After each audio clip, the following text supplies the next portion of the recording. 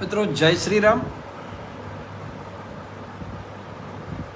काफ़ी दिनों के बाद फेसबुक लाइव से जुड़ रहे हैं। बिल्कुल जुड़िए। अचानक आपको बिना सूचित किए ही हम उपस्थित हुए हैं। आज हिंदू हृदय सम्राट, या फिर यह भी कह सकते हैं कि अंतिम हिंदू सम्राट पृथ्वीराज जी चौहान की जयंती है। देख रहा था, वैसे लाइव आने का कोई इरादा नहीं था, पहले से इरादा नहीं था, लेकिन पृथ्वीराज जी को जब सोच रहा था, उनकी जीवन चरित्र को जब देख रहा था, तब यह सोचा मैंने कि आज हम पृथ्वीराज जी को उनकी जयंती पर फेसबुक स्टेटस, व्हाट्सएप स्टेटस तो हम कर देते हैं उनकी फ़ोटो को लगाकर, या उनकी जयंती को मनाकर कार्यक्रम भी करते हैं। उनके नाम का ट्रेंड भी चलता है, ट्विटर ट्रेंड, ये वो। किंतु क्या सही अर्थ में हम पृथ्वीराज चौहान के कर्मों को अपने जीवन में उतार पाए हैं? बहुत महत्वपूर्ण बात मैं आपके समक्ष रख रहा हूँ। देखिए, पृथ्वीराज चौहान की लड़ाई घूरी से थी, लेकिन जब सोशल मीडिया पे, वर्तमान का सोशल मीडिया में देखता हूँ, तो राजपूत जाट से लड़ रहा है, जाट गुर्जर से लड़ रहा है। पृथ्वीराज चौहान के नाम से हम अपने पूर्वज उनको बताने के नाम पर भी लड़ रहे हैं। सोचिए,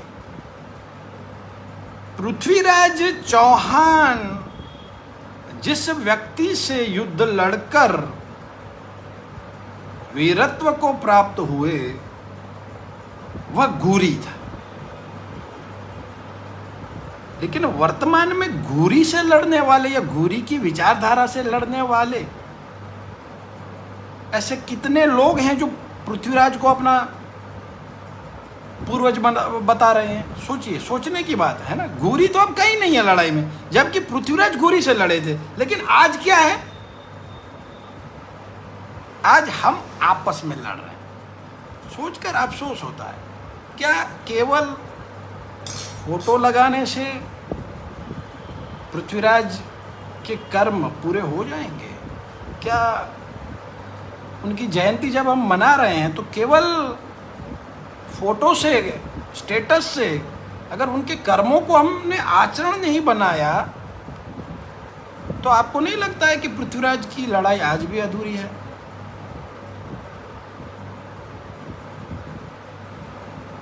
सत्रह 712 में पहली बार जब भारत पर आक्रमण हुआ, और उसके बाद दूसरा बड़ा आक्रमण हुआ 1192। इन 500 वर्षों में पहला आक्रमण 8वीं शताब्दी, मतलब 712, दूसरा आक्रमण 12वीं शताब्दी, मतलब 1192। 500 वर्ष का हिंदू समाज को समय मिला कि वह संभल जाए। दाहिर जब बिन कासिम से हार गए, तब दूसरे जो राजे थे वो ये सोच रहे थे कि ये लड़ाई दाहिर की है, और दाहिर से ये लड़ाई पृथ्वीराज तक पहुंची। और जब पृथ्वीराज और घूरी के बीच में लड़ाई हो रही थी, तब भी भारत के शक्तिशाली लोग यह सोच रहे थे कि यह तो पृथ्वीराज और घूरी की लड़ाई है।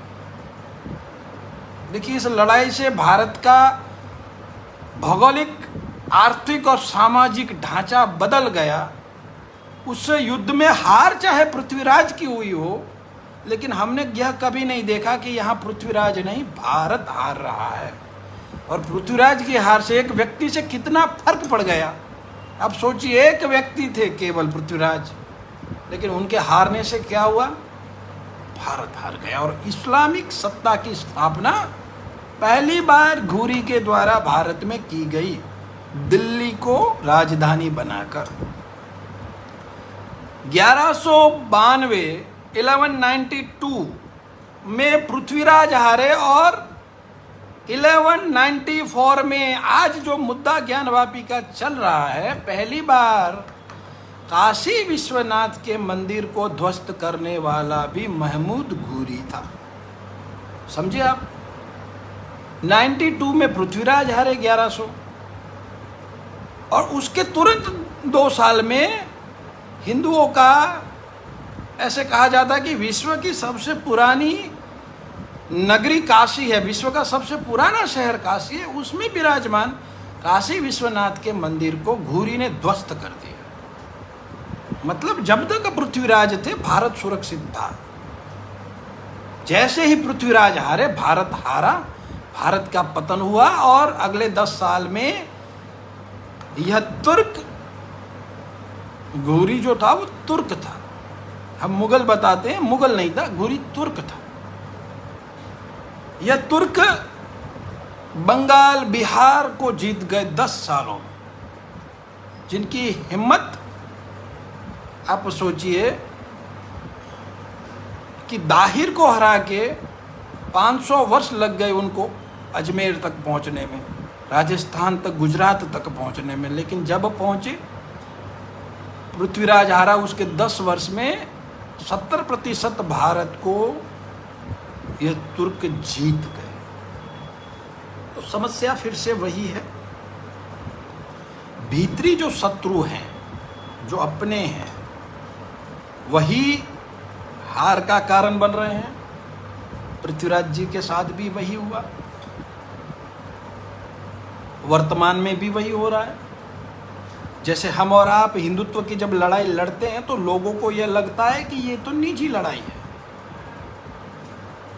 लोग नहीं समझते हैं कि यह लड़ाई निजी कभी नहीं है, यह लड़ाई राष्ट्र की है, यह लड़ाई धर्म की है। कोई व्यक्ति लड़ रहा है, वो व्यक्ति होता है, किंतु इस लड़ाई के पीछे के जो उद्देश्य होते हैं वह मानवता को रक्षित करने के उद्देश्य होते हैं। जैसे पृथ्वीराज चौहान घुरी से लड़े, अनेकों बार लड़े, लेकिन जब एक बार हार गए तो परिणाम पूरे देश में बदल गया। जो अफगानिस्तान हमारे साथ था, हमारी सीमा थी अफगानिस्तान, वो भी हमारे हाथ से चली गई पृथ्वीराज के हारने के बाद। और फिर तो मुगल आए, गुलाम आए, न जाने कितने आए। तो आज के दिन आप सबसे यही विनंती है कि आपसी लड़ाई में मत उलझिए, महापुरुषों को जातियों में मत बांटिए, उनके नाम से झगड़े मत करिए, क्योंकि महापुरुष समस्त राष्ट्र के होते हैं, वह जाति के नहीं होते हैं, क्योंकि उनकी लड़ाई धर्म और राष्ट्र के लिए होती है। आपने सुना कभी कि पृथ्वीराज किसी जाट से लड़े थे, पृथ्वीराज किसी गुर्जर से लड़े थे, या पृथ्वीराज किसी अन्य जाति से लड़े थे? पृथ्वीराज की तो स्पष्ट लड़ाई घुरी से थी, क्योंकि घुरी विदेशी था, घुरी धर्मांध था, घुरी मंदिरों को तोड़ने वाला था, घुरी हिंदू नारियों की पवित्रता को नष्ट करने वाला था। लड़ाई थी उसमें।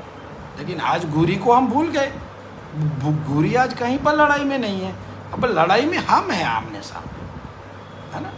तो सोच रहा था, आपके समक्ष आ गया, कोई पूर्व निर्धारित आयोजन नहीं रहा कि आपको सूचित किया जाए, लेकिन ऐसा लगा कि काफ़ी दिनों से हमारे मित्रों से भी मिला नहीं गया है, हिंदुओं से नहीं मिला गया है, और देखते हैं कि कितने हिंदू फेसबुक पर अलर्ट हैं।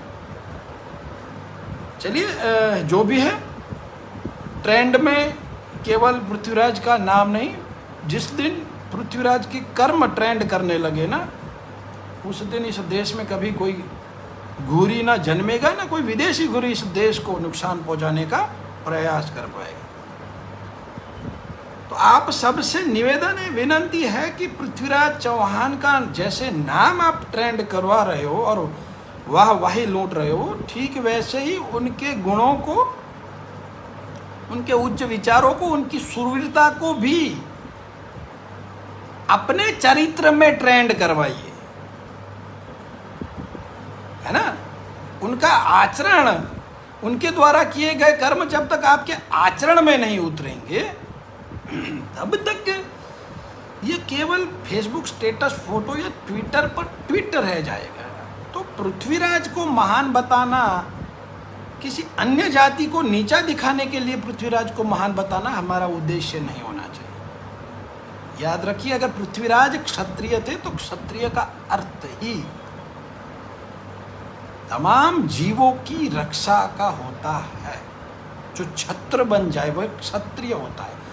वेदों में भी अनेक क्षत्रिय शब्द के अर्थ लिखे गए हैं, पुराणों में भी अलग बताए गए हैं।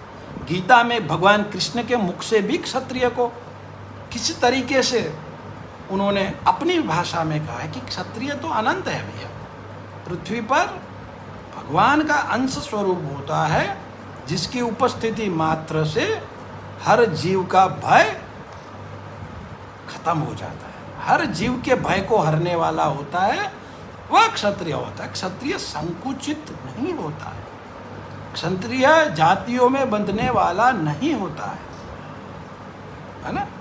क्षत्रिय हमेशा धर्म के साथ होता है, क्षत्रिय हमेशा राष्ट्र के साथ होता है, और आसुरी शक्तियों के विरुद्ध क्षत्रिय हमेशा लड़ता है।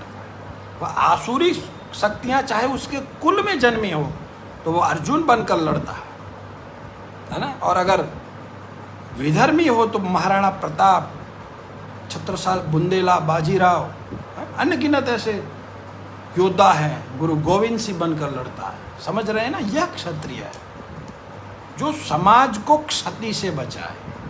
क्या हम समाज को क्षति से बचा रहे हैं? मैं अगर अपने आप को क्षत्रिय कहूँ तो क्या मेरे अंदर वो गुण है? अगर आप अपने आप को क्षत्रिय मान रहे हो तो आप कहाँ पर हो? अपने आप को जरा देखिए, तो अपने अंदर अवलोकन करिए कि आप में ऐसे कौन से गुण हैं जो पृथ्वीराज से समानता रखते हैं, जो महाराणा से, जो बाजीराव से, जो बुंदेला से, जो गुरु गोविंद सिंह से। ऐसे कौन से लक्षण हैं जो उनके साथ समानता रखते हैं? या फिर चलिए, अब तो राजाशाही नहीं है, वर्तमान में आप ऐसा कौन सा कार्य कर रहे हैं कि लोग आपको क्षत्रिय माने? बाकी सर्टिफिकेट तो आप समझ रहे हो, तो भी लिखा जाता है। मैं अगर ये बताने लगा कि मैं क्षत्रिय हूँ तो फिर वह व्यर्थ है, क्योंकि मेरा परिचय मेरे कर्म है। मुझे किसी को बताने की, मेरे गाड़ी के पीछे मुझे लिखवाने की आवश्यकता नहीं है मेरी जाति, है ना। मुझे किसी को बोलने की ज़रूरत नहीं है कि मैं ये हूँ। मेरे कर्म मेरा परिचय बन रहे हैं। पृथ्वीराज के कर्म उनका परिचय बने, महाराणा के कर्म उनका परिचय बने, कृष्ण के कर्म उनका परिचय बने, अर्जुन के कर्म उनका परिचय बने, है ना। और दुर्योधन के कर्म भी उसका परिचय बने। आज कोई भी व्यक्ति दुर्योधन के नाम से नहीं जाना जाता है। कोई भी व्यक्ति अपने पुत्र का नाम दुर्योधन नहीं रखता है, वो अर्जुन रखता है, वो कृष्ण रखता है, वो प्रताप रखता है, वो पृथ्वीराज रखता है। तो यह कर्म महान है। केवल अगर जाति में जन्मने से आप महान अपने आप को समझने लगे तो फिर वो न्याय संगत या तर्क संगत नहीं है, फिर तो वो कहीं ना कहीं वो झूठ है। तो कर्म से पृथ्वीराज बनी है, लड़ाई घुरी से है, घुरी की विचारधारा से, जो आज भी ज्ञानवापी के माध्यम से आपको चैलेंज कर रही है ना। घुरी 1194 में ज्ञानवाप काशी विश्वनाथ को ध्वस्त करके गया, लेकिन आज 2022 चल रहा है, आज भी फव्वारा फव्वारा करने वाले यही तो है घुरी। समझ रहे हैं ना आप? तो फिर यहाँ पर वैचारिक पृथ्वीराज का जन्म होना चाहिए। लोकशाही है तो हम यह नहीं कहेंगे कि पृथ्वीराज वाली लड़ाई लड़िए, लेकिन वैचारिक पृथ्वीराज तो बनिए, विचारों से पृथ्वीराज। समझ रहे हैं ना? कर्मों से। लोकतंत्र के दायरे में रहकर भी हम अपने मंदिरों की रक्षा कर सकते हैं। फिर कोई फव्वारा बोलने वाला हिम्मत नहीं करेगा शिवलिंग को फव्वारा बताने की। तो आज के दिन यही आपसे निवेदन, अनुरोध कि महापुरुष जाति नहीं है, वह समस्त ब्रह्मांड की ऊर्जा है। उनके सत्कर्म अमर कर देते हैं उनको। तो कर्म से क्षत्रिय बनिए। यही पृथ्वीराज जी की जयंती पर मैं आप सबसे निवेदन कर रहा हूँ। मेरे लिए यह थे पृथ्वीराज। अब आपके लिए आपकी जाति के हो सकते हैं, लेकिन मेरे लिए तो समस्त मानवता के थे। जय श्री राम।